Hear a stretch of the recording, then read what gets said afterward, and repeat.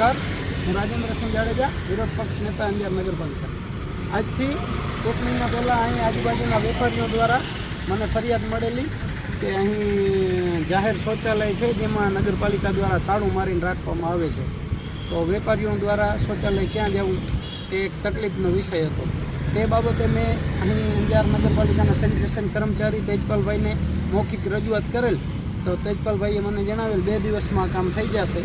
એને આજે ઓછામાં ઓછા 20 થી 25 દિવસ થયા છે, છતાંય હજી સુધી થયો નથી. તો ગઈકાલે મને ફરીથી અહીં વૃંદાવન સોસાયટીના વેપારીઓના કોલ આવેલા કે બાપુ તમે કાંઈક કરાવો. તો આપ સૌ જોઈ શકો છો કે અહીં શૌચાલયનું તાળું રાખવામાં આવે છે.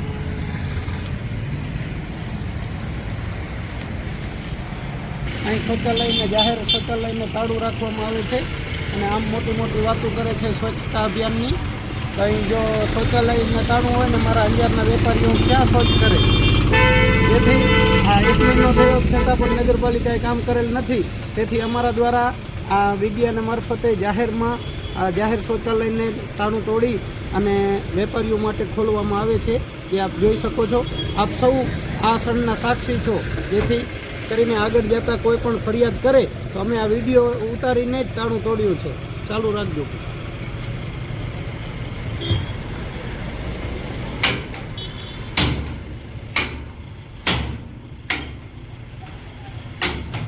ખુલી ગયા.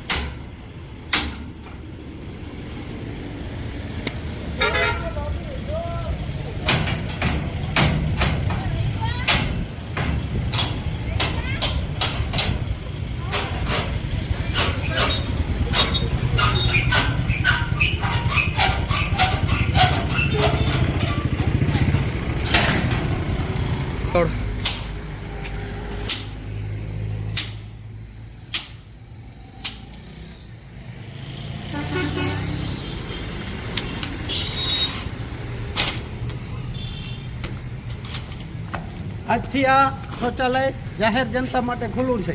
જય ભારત, જય હિન્દ.